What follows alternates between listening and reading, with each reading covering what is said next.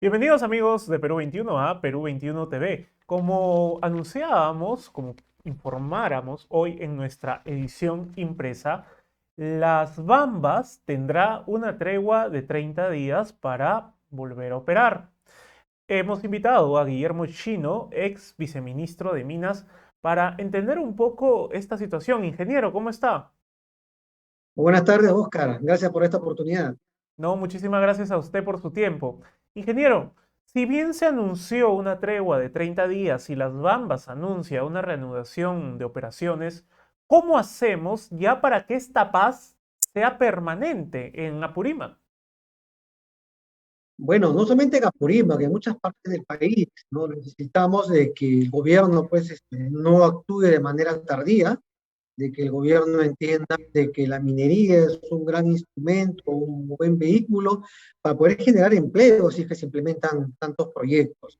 Y en esa línea lo que debe priorizar, entre otras cosas, pero debe priorizar el cómo, digamos, apaciguamos estos conflictos sociales, que por un lado es la demanda de población ante la falta de educación, de salud, de transporte, faltas en sus desarrollos agrarios, que es responsabilidad del gobierno y no de la empresa minera. Entonces, por ahí hay que empezar a realizar ciertas inversiones muy tempranas, con cargo a futuros impuestos, por ejemplo, ¿no? Y por otro lado, sobre todo el Ministerio de Energía y Minas tiene que acompañar muy seguido, muy de la mano, no solamente al proyecto minero para efecto de que sea un veedor más y que se cumplan los compromisos, sino Ujú. para que efectivamente se implemente el proyecto minero, ¿no? Haciendo saber a todos de los beneficios que trae la minería.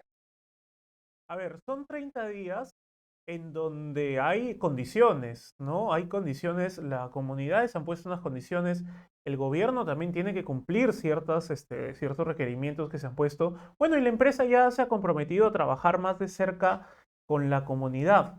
Entonces, aquí deberían haber un cambio, hubo un cambio hace poco del ministro de Energía y Minas, pero vamos, siempre son los funcionarios que no están en la palestra pública los que se relacionan más directamente con las comunidades, ¿no?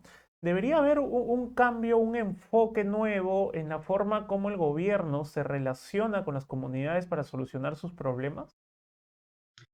Definitivamente, y el cambio parte por estos proyectos que tiene el Ministerio de Transporte, Agricultura, Vivienda, el Ministerio de Salud, estos proyectos se implementen de manera rápida, de manera oportuna, porque justamente la gente nota de que les falta toda esta infraestructura y no llega, o sea, a pesar de que las empresas mineras, como el caso de las Bambas, tributan o pagan regalías, en este caso, ese dinero no regresa muy rápido a la zona, ¿no? Y ya hemos visto que es que se invierte en cosas que son superfluas o se va en corrupción. Entonces, ese es el gran cambio que tiene que dar el gobierno para poder, digamos, solucionar los conflictos y particularmente en este caso de las Bambas, donde las poblaciones han recibido muchos beneficios, pero a pesar de ello sigue faltando infraestructura que le corresponde al gobierno nacional, regional y local.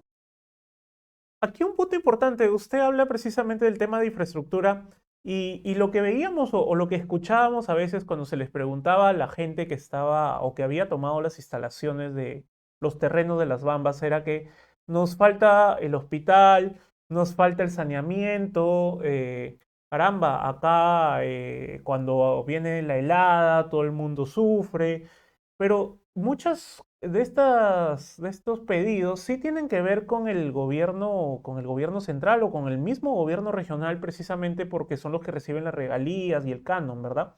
Entonces, ¿cómo Es correcto. hacemos? Sí, y aquí va mi pregunta. ¿Cómo hacemos también para que las empresas mineras, gasíferas y todas las empresas que trabajan en el Perú a gran escala tengan un mensaje claro en las comunidades y en su zona de influencia para que las comunidades sepan bien a quién reclamarle finalmente por algunos servicios que faltan? También creo allí, no sé si usted coincide conmigo, que hay una falta de comunicación en las empresas, ¿no? En las mismas empresas, una comunicación adecuada. Yo creo que siempre se pueden mejorar las cosas, ¿no? De hecho, que por el lado de la empresa también hay muchas cosas que tienen que mejorar. Pero yo te diría que la gran cantidad de personas sí saben muy bien de qué es la responsabilidad de todo lo que ellos están demandando. El problema es que como el gobierno, o el gobierno en los tres niveles no llegan, ¿A quién pueden reclamar? Al que está ahí al costado, y el que está al costado es la empresa minera. Ese es el gran problema. Ahora, detrás de estos conflictos también no olvidemos que hay otros agentes, hay personas con otros intereses políticos, económicos o de carácter ambiental que también aprovechan ¿cómo se puede decir? Estos malestares de la población para poder ellos poner en agenda objetivos que son propios de ellos y que no les interesa en el fondo el bien colectivo, ¿no? Hay que ver también esa parte. Sí, usted ahorita precisamente me hace recordar el caso de Pepe Julio Gutiérrez en Arequipa, ¿verdad? No sé si se acordará estos Sí, claro. famosos audios, vergonzosos audios donde Pepe Julio Gutiérrez, dirigente que hoy ya está preso con sentencia precisamente por este tema, pedía las lentejas al contado para Solucionar el problema. terminar con una paralización, ¿no? De la Claro. empresa Sauder. Entonces, Y en La Bamba ha sucedido igual, o sea, recordemos que había unos abogados de apellido Chávez Otelo, que sí, también también. han escuchado audios, inclusive hasta que por ahí hablaban de que si hubieran muertos era mejor para la protesta, ¿no? Porque con eso truncaban el proyecto y con eso podían demandar mayores, o exigir sus intereses personales, ¿no? Pero entonces, ¿cómo hacemos para identificar estos personajes que terminan infiltrando y terminan asusando a la gente? Porque vamos, Pepe Julio, los Otelos deben haber más personas en estos conflictos como estos dos personajes de los que hemos hablado, ¿no? ¿Cómo hacemos para identificarlos? ¿Cómo se les identifica a ellos? Mire, yo creo que los tienen identificados ya. Aquí lo que falta es una actuación mucho más rápida de nuestro poder, nuestro sistema judicial en realidad. Yo pertenezco, por ejemplo, a una empresa minera, Pumal, la cual el año pasado sufrimos una quema de todas las instalaciones, y hasta hoy día seguimos en pleno juicio, o sea, ni siquiera se inicia el juicio. Estamos a nivel de fiscalía, de investigación, de gente que ha participado en actos violentos. O sea, lo mismo pasa ahí en Las Bahamas, como pasó en Tía María. Necesitamos un sistema judicial que avance mucho más rápido para poder, digamos, meter preso a estas personas que, como digo, tienen intereses particulares y no busca el bien de la gente. No, claro que sí, claro que sí. Precisamente usted nos recordaba el caso de Apumayo, de este incendio que hubo, ¿verdad?, en el campamento. ¿Cómo va este caso? ¿Se logró identificar a los responsables? ¿Ya están en un proceso penal? Estamos en un proceso de investigación ante la Fiscalía. Ya han pasado 7 meses, ya han pasado y todavía estamos en esa etapa. Bueno, y finalmente confiamos de que las personas responsables pues tienen condena, que es lo que se espera.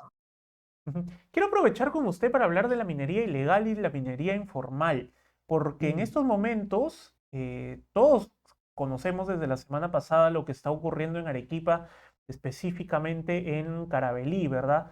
Toda esta zona en donde se procesa oro, se procesa mineral, pero de manera totalmente informal. Y esto lo que ha generado es un conflicto entre dos grupos que ha terminado con la muerte de 14 personas y dicen que puede ser más. ¿Cómo hacemos? ¿Cómo puede hacer este gobierno? ¿Qué recomendación le daría este gobierno para concentrarse en el tema de la formalización minera? Porque mucha gente, si bien empiezan como ilegales, tienen muchas intenciones de formalizarse, pero probablemente las exigencias del Estado son demasiadas y no pueden cumplir con ello. ¿Qué le recomendaría al gobierno Y en este punto? mire, la informalidad o la ilegalidad en el sector minero es muy compleja. El país es un país informal donde creo que las 2/3 partes de la población vive, digamos, de una manera informal.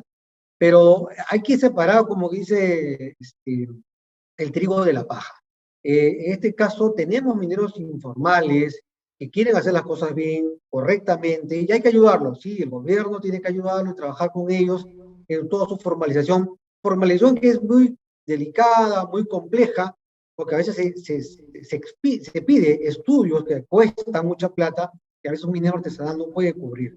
Y ahí parte del trabajo del gobierno nacional de poder de alguna manera hacer una legislación ad hoc para este tipo de actividad, en la cual no se le puede exigir tanto. No digo que hay que este, dejar de lado los temas medioambientales, hay que cuidar el medio ambiente, pero hay Claro. otros aspectos que sí pueden ser, digamos, mejor regulados.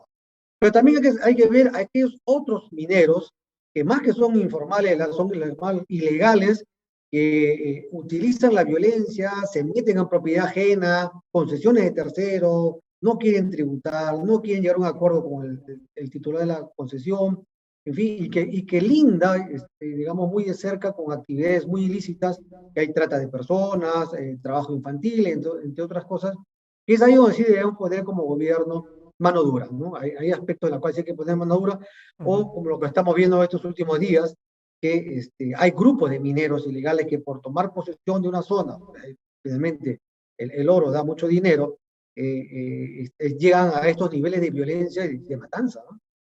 Claro, claro que sí. Bueno, ingeniero Chino, muchísimas gracias por su tiempo.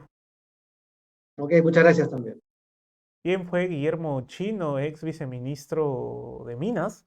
Con él hemos podido tocar el tema de las bambas y también hemos aprovechado para hablar sobre la minería informal que está creando muchos problemas en estos momentos en Arequipa, específicamente en Carabelí, en donde, como explicaba el ingeniero Chino, es una zona donde mucha gente que está en la ilegalidad se pelea por área de terrenos en donde obviamente saben que si comienzan a explotarla van a encontrar oro, ¿no? Que después van a procesar.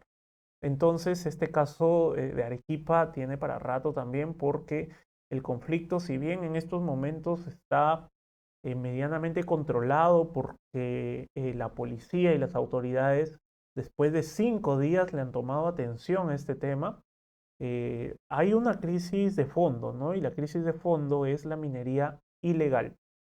Debemos aquí identificar muy bien los mineros ilegales y los mineros informales. Un claro ejemplo de minería ilegal es Madre de Dios, La Pampa, por ejemplo. Ese es un claro ejemplo de minería ilegal en donde de ninguna manera se puede optar por un proceso de formalización.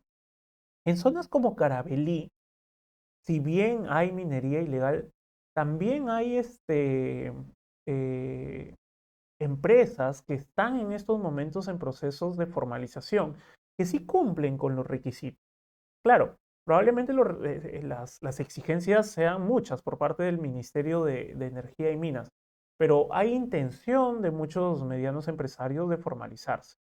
Pero esta intención debemos nosotros diferenciarla claramente de la minería ilegal, que va a ir a cualquier lugar a aprovecharse del área, del terreno, de la geografía, y no tiene la más mínima intención de iniciar un proceso de formalización, ¿no?